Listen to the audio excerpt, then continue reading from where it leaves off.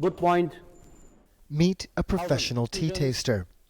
Satyajit Hazarika's job is to assess quality, but, he says, tea is subjective. Like whiskey or wine, one man's drink is another man's poison.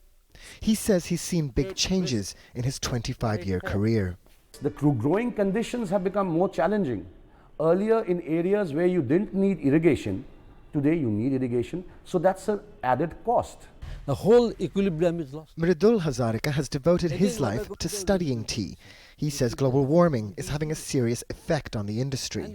Climate change is impacting the productivity in terms of the distribution of crop to a great extent. And secondly, the climate change is also impacting the quality.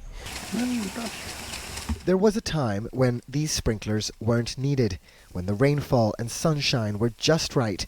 But the tea plant is sensitive. Unlike annual crops, which dominate our food system, like corn, wheat, and rice, tea is a perennial crop, which means it's grown all year round. You plant the saplings once, and you can harvest the leaves for 50 or 60 years.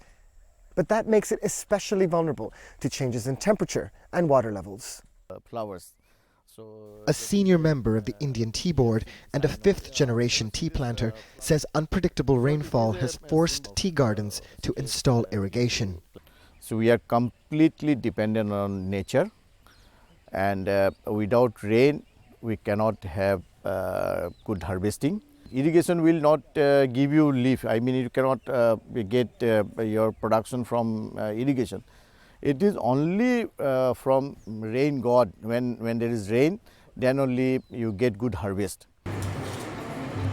Indians consume a third of all the tea produced in the world, nearly 1 billion tons every year. And millions who depend on it for their livelihood are looking anxiously at the crop, searching for a sign of 2 leaves and a bud.